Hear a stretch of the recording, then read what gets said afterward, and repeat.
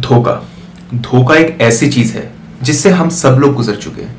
कोई भी इंसान मेरे हिसाब से ऐसा नहीं होगा इस दुनिया के अंदर जो ये बोल दे कि मुझे किसी ने धोखा नहीं दिया या मैं कभी धोखे के रास्ते पे नहीं चला।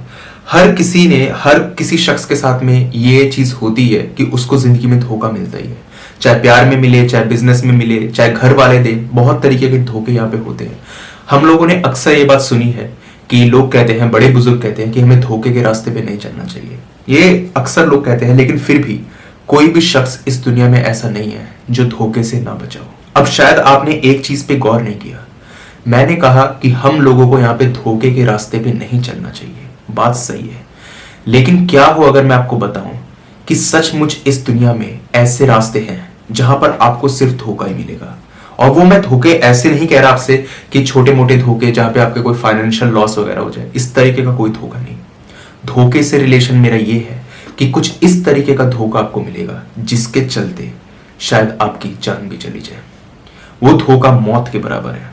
ऐसे लोग, ऐसे छलावे आपको उन राह पे मिलेंगे। जी हाँ, छलावे, ऐसे छलावे आपको उन राह पे मिलेंगे कि अगर आप उनके बीच में फंस गए, उनके चक्रव्यूह के अंदर फंस गए, उनके घेरे के अंदर फंस गए, तो अंजाम सीधा मौत है। ये छलावे जो है ये आपके डर पे फीड करते हैं। मतलब जो आपका डर है जिस भी चीज से, क्या पता आपको किसी गुब्बारे से डर लगता हो, किसी जोकर को देख के डर लगता हो, लोगों को लगता है क्लाउन्स वगैरह से डर लगता है, तो ये उसी चीज का रूप ले लेते हैं और उसी को लेकर के ये अपने शिकार के साथ खेलते हैं। जैसे कि शेर एक हिरन के साथ में खेलता है उसको मारने से पहले, उसको मालूम है कि वो उसको मार डालेगा, लेकिन वो अपने शिकार को थका थका के मारता है।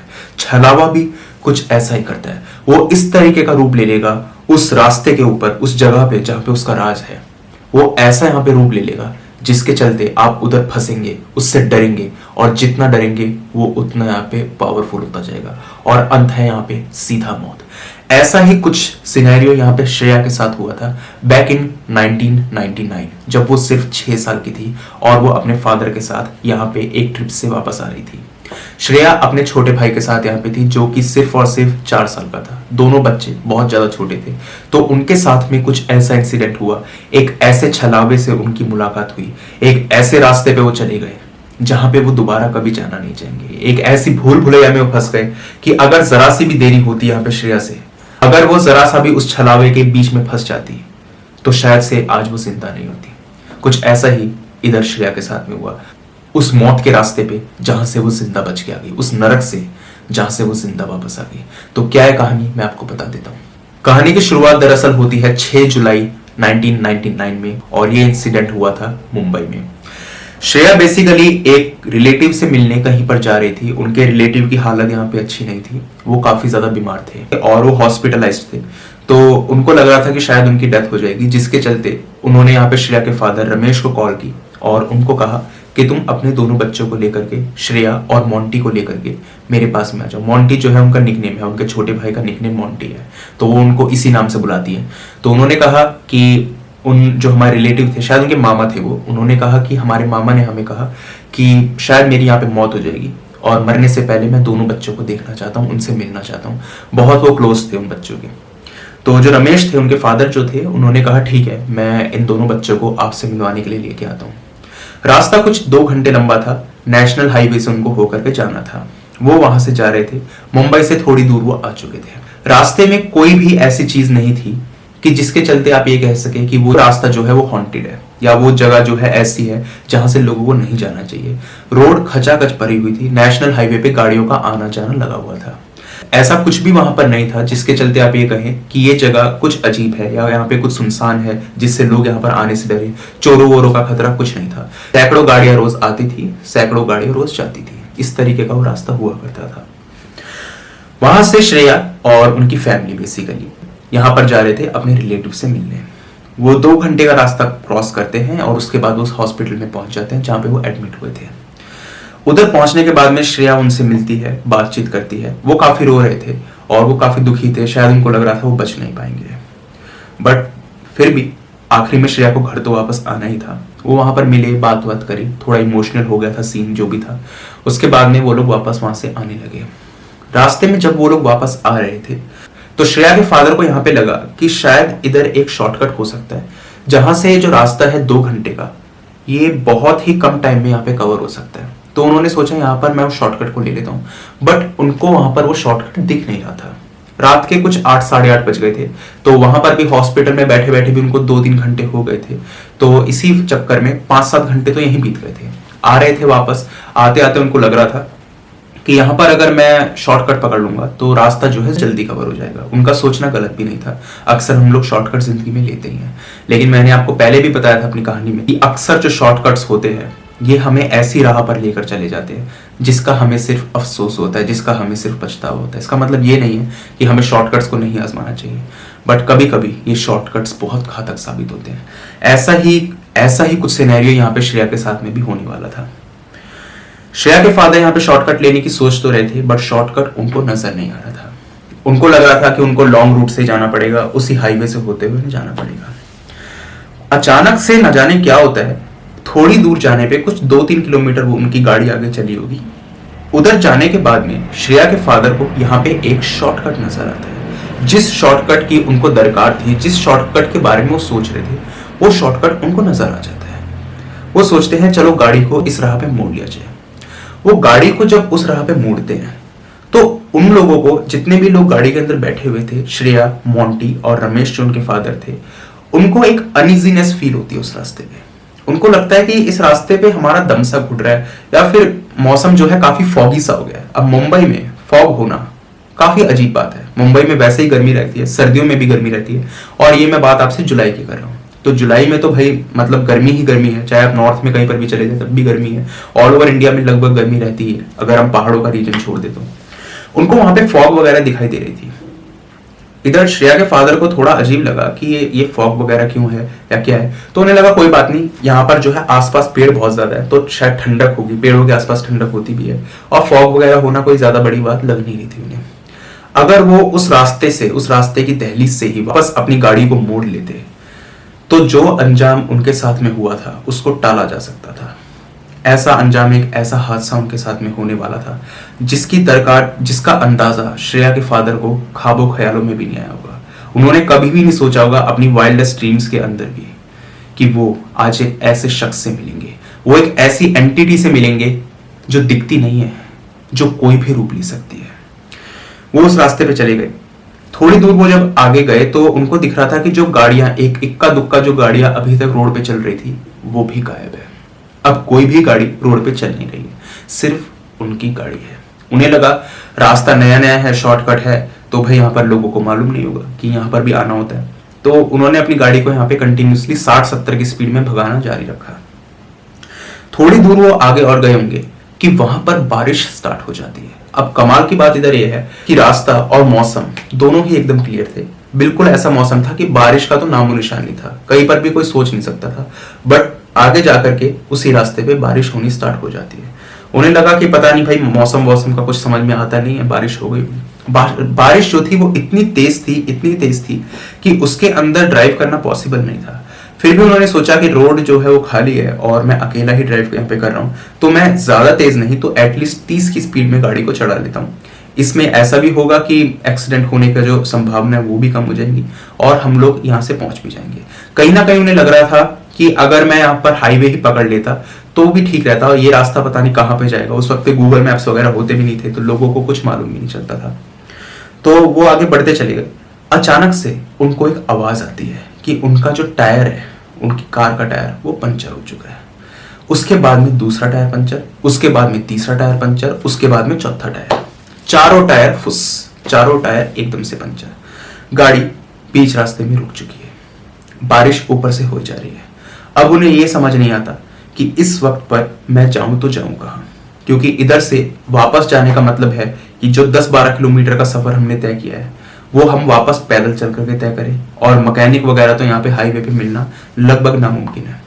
फिर भी उन्होंने ये सोचा कि चलो कोई बात नहीं, मैं यहाँ पे जो है किसी तरीके से मैकेनिक का इंतजाम करता हूँ, क्योंकि रात यहाँ पे नहीं काटी जा सकती है। उन्होंने एक फैसला किया कि हम लोग कार को एक कोने में पार्क कर देंगे, कार को हम लोग घसीट करके एक कोने में रख देंगे, बीच रोड पे नहीं रखेंगे, और उसके बाद में श्रेया और मोंटी को मैं अपने साथ लेकर के उस रोड से दूर चला जाऊंगा, मैकेनिक को लेकर के आऊंगा और फिर कार को मैं ठीक कराऊंगा। उनका ये प्लान था, क्योंकि कोई भी फादर ये नहीं सोचेगा कि 6 साल और 4 साल के बच्चे को मैं एक एम्प्टी रोड पे, एक खाली सड़क पे ऐसे बिल्कुल वीराने में छोड़ दूं।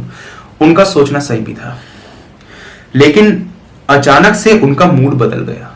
न जाने उनके अंदर क्या चीज आई, उन्होंने क्या सोचा क्या नहीं सोचा, या फिर कोई पावर जो थी वो उनको ओवर पावर करने की कोशिश कर रही थी। कोई भी चीज हो सकती है। उन्होंने श्रेया को कहा, बेटा तुम एक काम करो, तुम इस कार में बैठ जाओ और मोंटी को लेकर के बैठ जाओ, मैं जाता हूं अकेले जाऊंगा और वहां से एक मैकेनिक को पकड़ करके लाऊंगा। श्रेया बहुत छोटी थी। उन्होंने कहा, पापा मुझे भी लेके चलो, मुझे अंधेरे से डर लगता है। उन्होंने कहा, नहीं, तुम बड़ी हो चुकी हो और तुम्हें अपने छोटे भाई का ख्याल रखना है, जिसके चलते तुम्हें अकेले ही अपने डर का सामना करना पड़ेगा। वो ये बात बोलते हैं और वहां से चले जाते हैं। श्रेया को ये लग रहा था कि आज तक उनके फादर ने उनको एक अकेले कमरे में भी नहीं छोड़ा, और आज वो उनको एक इतने बड़े रोड के ऊपर, जहां पर दूर दूर तक कुछ दिखाई नहीं दे रहा, बारिश हो रही है, चलो कार के अंदर ही सही, लेकिन उनको छोड़ करके क्यों जाया जा रहा है। वो थोड़ा सा यहाँ पे घबरा जाती है। कोई बड़ा आदमी होगा वो भी घबरा जाएगा, तो 6 साल का बच्चा तो बहुत ही ज्यादा डरेगा। वो फिर भी इस चीज को सोचते हैं कि चलो कोई बात नहीं, थोड़ी देर में पापा आ जाएंगे। आधे घंटे बीतते हैं, 1 घंटे बीतता है, 2 घंटे, 3 घंटे, 4 घंटे, श्रेया के फादर वापस नहीं आते। अब श्रेया को यहाँ पे बहुत ज्यादा डर लग रहा था। रात के कुछ 12 या 1 बज चुके थे। श्रेया के फादर नहीं आए थे। जो अब तक बारिश हो रही थी वो अब बूंदाबांदी में कन्वर्ट हो चुकी थी। अब जो बारिश थी वो भी इतनी तेज नहीं थी। इसी के साथ में श्रेया को यह डर था कि पापा अब तक क्यों नहीं आए। उनके पास में कोई फोन भी नहीं था। वो लगातार इन 4-5 घंटों में यही सोच रही थी कि पापा ने मुझे अकेला क्यों छोड़ दिया। श्रेया की मदर नहीं थी। उनकी मदर जो थी उनकी पहले ही डेथ हो चुकी थी, तो उनका साथ देने वाले सिर्फ उनके फादर ही थे, जो अभी उनसे दूर थे। थोड़ी देर के बाद में श्रेया को एक आहट सुनाई देती है कि यहाँ पे कोई इंसान चलते हुए आ रहे हैं, किसी के फुटस्टेप्स यहाँ पे चलते हुए आ रहे हैं। और जैसे वो फुटस्टेप्स पास आ रहे थे, बारिश बंद, बारिश का नामो निशान नहीं। वो फुटस्टेप्स यहाँ पर आए जा रहे थे, पास आ रहे थे। श्रेया यहाँ पे घबरा जाती है और उन्हें लगता है कि उनको गाड़ी के नीचे छुप जाना चाहिए। उन्हें लग रहा था न जाने कोई अनजान आदमी उनके साथ में क्या करे, या फिर उनकी गाड़ी उनसे छीन ले, या फिर बच्चों को मार दे। उनको बहुत डर लग रहा था यहाँ पे। वो उस गाड़ी के नीचे छुप जाती है। मोंटी को भी कहती है कि तू भी छुप जा। मोंटी भी छुप जाते हैं। दोनों लोग गाड़ी के नीचे छुप जाते हैं। उन्हें लगता है कि वो जो आदमी है वो चला गया, क्योंकि फुटस्टेप्स की आवाज अब नहीं आ रही थी। लेकिन ये उनकी एक गलतफहमी थी। वो जब सर उठाती है उस गाड़ी से तो देखती है कि वो आदमी गाड़ी के बाहर खड़ा हुआ है और वो लगातार श्रेया और मोंटी को घूर रहा है, बहुत बुरी तरह से घूर रहा है। उसकी आंखों में खून चढ़ा हुआ था। उसकी आंखें इतनी लाल थी कि मानो लाल कलर भी हो वो भी फीका लगे। ऐसा था कि मानो सच में वो आदमी खून की होली खेल के आया है। उसकी आंखें एकदम लाल। श्रेया इतनी छोटी थी कि उनको भूत प्रेत इन सब चीजों में अंतर नहीं मालूम था। उनको इसका डर था ही नहीं कि भूत मिलेगा यहाँ पे, ये होगा। उनको बस डर था कि कोई आकर के शायद उनकी गाड़ी उनसे ना छीन ले। उनका यही डर उनके सामने आ गया। वो उस आदमी को देख ही रही थी और समझ रही थी कि शायद ये आदमी मेरे साथ कुछ गलत करेगा, ऐसा उनको फील हो रहा था। लेकिन उससे पहले ही वो आदमी अपना हाथ ऊपर करके दिखाता है, जिसमें उनके फादर का कटा हुआ सर था। वो आदमी उसके फादर का कटा हुआ सर श्रेया के सामने दिखाता है। और श्रेया का जो इस वक्त पे हाल था, मोंटी का जो इस वक्त पे हाल था, वो ऐसा था कि जिसको शब्दों में बयान नहीं करा जा सकता। किसी के भी साथ में शायद ऐसा नहीं हुआ होगा, लेकिन श्रेया ने इस चीज को अपनी आंखों से देखा, वो भी इतनी कच्ची उम्र के अंदर। वो आदमी उसके फादर का कटा हुआ सर श्रेया को दिखाता है, जिसके ऊपर बहुत सारे मार्क्स थे। मतलब यहाँ पे कटा हुआ था, इधर से कटा हुआ था, इस तरीके से थे। और जो आंखें थी वो लगभग बाहर आने को तैयार थी। इतनी बुरी हालत में वो उनके फादर का जो कटा हुआ सर था श्रेया को दिखाता है।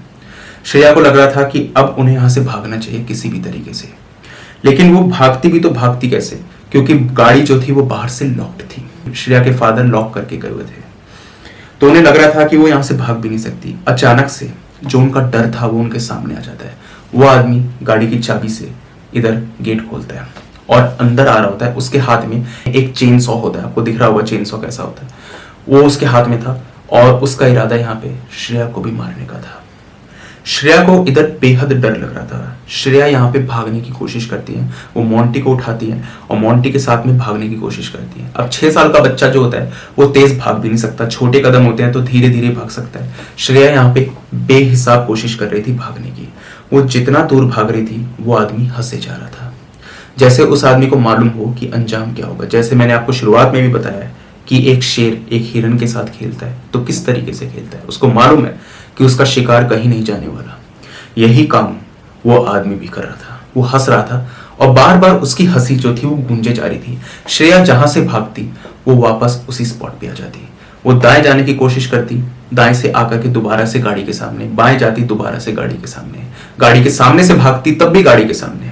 मतलब जितनी दूर वो जा रही थी वो बार बार गाड़ी पे आ रही थी। और वो आदमी भाग नहीं रहा था उनके पीछे, क्योंकि उसको मालूम था कि ये लड़की एक भूल भुलैया में फंस चुकी है और ये लड़का जो है छोटे वाला ये भी भूल भुलैया में फंस चुका है।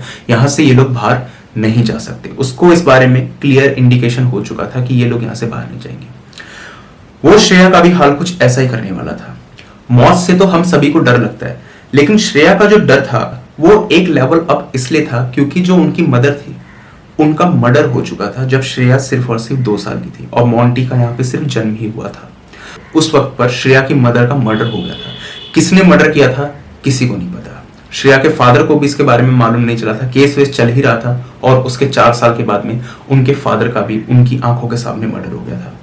तो ये चीज जो थी ना, ये श्रेया के दिमाग में ऐसी घर कर चुकी थी। उनके मदर की जो मर्डर वाली चीज थी, उन्हें इतनी कच्ची उम्र के अंदर ही इन दोनों बातों के अंदर डिफरेंस मालूम था कि दोनों बातों में क्या डिफरेंस होता है। उन्हें यह समझ नहीं आ रहा था कि वो यहां से भागे तो भागे कैसे। बार बार जब वो डरे ही जा रही थी उनको वो सारी चीजें याद आ रही थी जिससे उन्हें सबसे ज्यादा डर लगता है।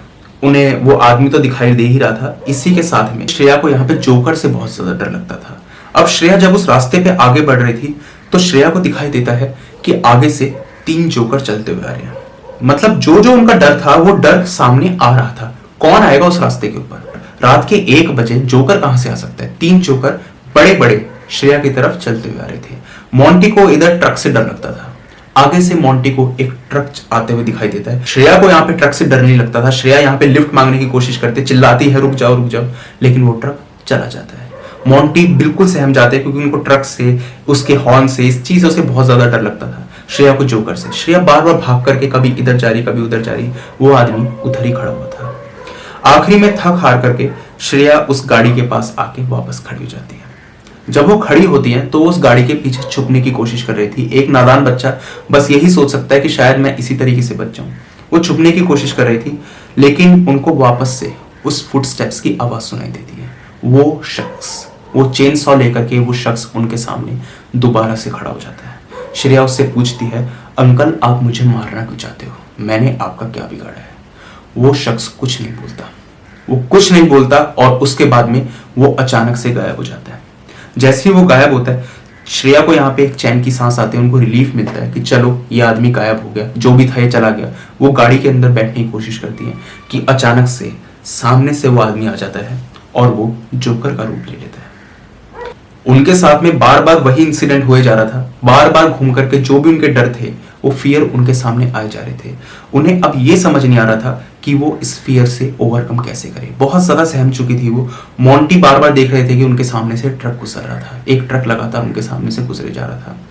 श्रेया ने यहाँ पे हिम्मत करी। न जाने उनके साथ में अमेरिकल ऐसा हो गया जिसके चलते उन्होंने पूरी की पूरी हिम्मत झोंक दी, जितनी भी हिम्मत उनके मन के अंदर थी। और उन्होंने उस वक्त पे ये डिसाइड किया कि चाहे कुछ भी हो मैं इसका सामना करूंगी, मैं इसको फेस करूंगी, मैं इससे भागूंगी नहीं, इससे डरूंगी नहीं। वो दोबारा से भागने की यहाँ पे कोशिश करती है और अपने मन ही मन में यहाँ पे भगवान का नाम जपना शुरू कर देती है। उनको बहुत डर लग रहा था, लेकिन फिर भी वो मन ही मन में यहाँ पे जो भी उनको आता था, जो भी उनके फादर ने उनको सिखाया था, उसको वो करना स्टार्ट कर देती है। अचानक से उनको एक बहुत छोटा मंदिर दिखाई देता है। इतना छोटा कि मानो उसके अंदर सिर्फ एक आदमी बड़ी मुश्किल से समा पाए, एक एडल्ट इंसान बड़ी मुश्किल से समा पाए। और उस मंदिर के अंदर हनुमान जी की मूर्ति रखी हुई थी। वो उधर जाती है और उस मंदिर के अंदर बैठ जाती है मोंटी को लेकर के। दोनों वो लोग बहुत डर चुके थे, रो रहे थे, अभी भी कांप रहे थे, लेकिन मन ही मन उनको ऐसा लग रहा था कि शायद से अब उनका कोई बाल भी बांका नहीं कर पाएगा। वो आदमी जिसके हाथ में यहाँ पे चेन सॉ था वो उधर भी आकर के बाहर खड़ा हो जाता है। और श्रेया को ऐसा लगता है कि अब उनको यहाँ पे कोई नहीं बचा पाएगा, क्योंकि उनको सामने वो इंसान खड़ा हुआ दिखाई दे रहा था। उन्हें लग रहा था कि अब उनकी मौत यहाँ पे पक्की है। लेकिन फिर अचानक से कुछ ऐसा होता है कि वो इंसान, जो शख्स था, वो बाहर ही खड़ा रहता है। वो इंतजार करता है कि श्रेया यहाँ से बाहर निकलेगी। श्रेया वहां से बाहर नहीं निकलती। वो डरी सहमी सी उधर ही चुपचाप बैठी रहती है। वो वहां से बाहर नहीं निकलती और सुबह के कुछ यहाँ पर 4:30-5 बज चुके थे इस चीज को होते होते। श्रेया कुछ 2-3 घंटे तक उधर बैठी रही थी और इसके बाद में जो हल्की हल्की सुबह होती है वो वहां पे होनी शुरू हो जाती है। इसी के साथ में श्रेया को यहाँ पे दिखाई देता है कि वो जो इंसान है, वो जो शख्स है, वो वहां से गायब हो चुका है। वो वहां से गायब हो चुका है और श्रेया उस रास्ते से निकल करके भागने की कोशिश करती है। वो यहाँ से भागती है और वो नेशनल हाईवे पे पहुंच जाती है। वहां पर जब वो पहुंचती है तो बिल्कुल भीगी हुई थी, बहुत डरी हुई थी, सहमी हुई थी मोंटी के साथ में। वहां पर जब पहुंचती है उनको वहां पे दिखाई देता है एक बस सामने से आ रही है। वो बस को हाथ देती है, बस रुक जाती है और श्रेया इतनी सहमी हुई थी कि वो कुछ बता नहीं पा रही थी। वो बस वहां से कहती है अंकल मुझे घर ले चलो। उनको घर का रास्ता भी नहीं मालूम था, उनको घर का यहाँ पे रास्ता भी नहीं मालूम था। वो इंसान उनको पुलिस स्टेशन लेकर के जाता है जहां पर फाइनली किसी तरीके से उनको उनके घर पहुंचाया जाता है। घर पे पहुंच करके कोई भी वहां पर नहीं था जो उनकी देखभाल कर सके। फाइनली जो उनके चाचा चाची थे वो यहाँ पर आते हैं और इसके बाद में श्रेया से पूछा जाता है कि तुम्हारे साथ में क्या हुआ। श्रेया सारा का सारा इंसिडेंट बता देती है। कोई भी इधर श्रेया की बात पे विश्वास करने को तैयार ही नहीं था, क्योंकि उनको ऐसा लग रहा था कि ये बच्ची जो है ये यहाँ पे स्टोरी बना रही है। श्रेया के फादर की डेथ हो चुकी थी, ये बात सच थी कि श्रेया के फादर की डेथ हो चुकी थी और उनकी डेथ इसी तरीके से हुई थी जो श्रेया बता रही थी कि उनकी जो गर्दन थी वो उनके धड़ से अलग थी। किसने मारा नहीं मालूम, क्यों मारा नहीं मालूम, क्योंकि श्रेया के फादर की किसी के साथ में भी यहाँ पे राइवलरी नहीं थी, कोई यहाँ पे दुश्मनी नहीं थी। पर श्रेया इस बात को बता रही थी कि उन्होंने देखा है कि किसने उनके फादर को यहाँ पे मारा है। वो ये सब बात बोल रही थी। पुलिस वाले और जितने भी रिलेटिव्स थे वो इस बात पे विश्वास नहीं कर रहे थे। उसके बाद में उनके कई सारे मेंटल ट्रीटमेंट्स वगैरह भी यहाँ पे चले, जिसके चलते ये कहा गया कि शायद इसको किसी तरीके का डर है, कोई फियर इसके ऊपर ओवर पावर कर चुका है कि इतनी कम एज के अंदर इस लड़की ने अपने मदर और फादर को खो दिया। तो इसके चलते उनके कई ट्रीटमेंट्स भी चले, बट सक्सेस उन लोगों को हाथ नहीं लगी। श्रेया बड़ी हो गई और जब वो 11-12 साल की हो गई, अल्टीमेटली उनके चाचा चाची ने बात मान ली कि जो श्रेया बोल रही थी वो यहाँ पर सच थी। इधर मोंटी की उम्र भी 10 साल के आसपास हो चुकी थी। मोंटी को कुछ भी ज्यादा क्लियर याद नहीं था क्योंकि उनकी उम्र बहुत कम थी, वो 4 साल के थे। उनको यहाँ पे कुछ भी ऐसा याद नहीं था। अल्टीमेटली उनके चाचा चाची ने ये बात मान ली थी, लेकिन श्रेया के मन के अंदर एक बात घर करके बैठी हुई थी कि आखिर वो रास्ता था कौन सा, वो कौन से रास्ते पे चले गए थे जिसके चलते ऐसा हुआ। श्रेया इसके बारे में खोजती है, वो इसके बारे में जानकारी निकालने की कोशिश करती है। उन्हें मालूम चलता है कि ऐसा कोई रास्ता एग्जिस्ट ही नहीं करता। जिस रास्ते पे वो लोग गए थे वो रास्ता असलियत में इस दुनिया में है ही नहीं। कोई शॉर्टकट उधर था ही नहीं, वो तो एक नॉर्मल सा नेशनल हाईवे था। किस तरीके से वो नेशनल हाईवे से उस शॉर्टकट पे चले गए उनको नहीं मालूम। उसके बाद में श्रेया ने इसके बारे में बहुत सारी नॉलेज इकट्ठी करने की कोशिश की। वो जैसे जैसे बड़ी होती चली गई उनको लगा कि मेरे को इसके बारे में पढ़ना चाहिए, इसके बारे में नॉलेज इकट्ठी करनी चाहिए। तो उनको छलावे के बारे में मालूम चला और उन्होंने इसके बारे में ये पढ़ा कि जो छलावा है ये वो चीजें कर देता है, वो मनचाही चीजें जो हम मन के अंदर सोचते हैं उसको ये सच करने की ताकत रखता है। ये हमारे डर के साथ में खेलता है। उसके बाद में श्रेया को अपने सारे सवालों के जवाब मिल गए। आज भी वो इस बात सोचती है कि वो रास्ता आखिर था कौन सा। अब वो इतनी ब्रेव हो चुकी है, वो अकेली ही इन सब चीजों का सामना यहाँ पे कर सकती है।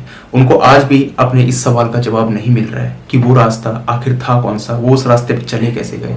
उनको बस एक बात ये समझ में आती है कि उनके फादर ने यहाँ पे एक शॉर्टकट की डिमांड की थी, एक शॉर्टकट के बारे में उन्होंने सोचा था जिसके चलते शायद से उनका पाला यहाँ पे किसी छलावे से पड़ गया, या फिर वो उस छलावे की टेरिटरी में आ गए, या छलावे ने उनको जानबूझ करके यहाँ पे छलने की कोशिश की। क्योंकि छलावे की नीयत ऐसी होती है कि वो आपके साथ में यही करता है, वो आपके डर के ऊपर फीड करता है, वो आपको डरा करके आपके साथ खेल करके अंत में अपने शिकार को मारना चाहता है।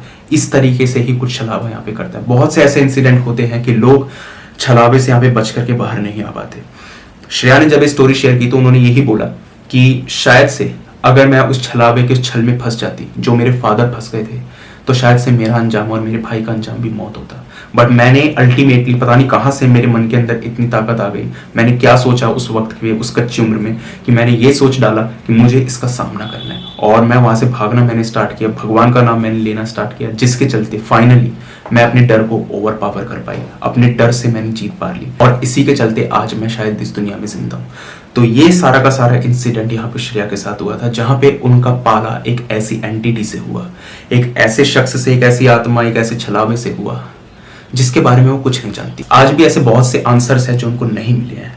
उनको नहीं पता कि उस छलावे ने उनको ही क्यों चुना, क्या उन्होंने यहाँ पे गलत किया था, उनके फादर ने यहाँ पे क्या गलत किया था, कोई पास्ट राइवलरी थी, क्या थे, उनको नहीं पता। लेकिन ये एक ऐसा सच है, ये एक ऐसा ट्रुथ है जिसके बारे में जब वो लोगों को बताती हैं तो अक्सर लोग उनकी बात पे विश्वास नहीं करते, सोचते हैं कि बचपन का सदमा है जिसके चलते ये सब कुछ हुआ है। लेकिन वो जानती है कि वो सदमा नहीं था, वो कोई ख्वाब नहीं था, वो एक हकीकत थी, एक ऐसी हकीकत, एक ऐसा सच जिससे वो कभी मुंह नहीं मोड़ सकती।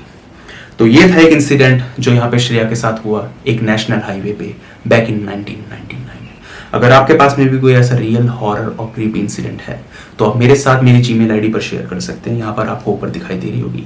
एंड इसी के साथ साथ आप मेरी इंस्टा आईडी पर भी उसको शेयर कर सकते हैं। दोनों प्लेटफॉर्म में से जिस प्लेटफॉर्म पे आप कंफर्टेबल हो वहां पे जाकर के अपनी रियल हॉरर स्टोरी मेरे साथ आप शेयर कर सकते हैं। अगर आपको टाइप करने में प्रॉब्लम है तो आप मुझे वॉइस मैसेज के द्वारा भी भेज सकते हैं, इंस्टाग्राम पे आप मुझे वॉइस मैसेज भेज सकते हैं। रिक्वेस्ट आपसे बस इतनी रहेगी कि अपनी स्टोरी को जितना डिटेल में हो सके उतनी डिटेल में भेजें, ताकि जितने भी इवेंट्स आपके साथ में हुए हैं उनको मैं अच्छे से एक्सप्लेन कर सकूं अपनी वीडियो में।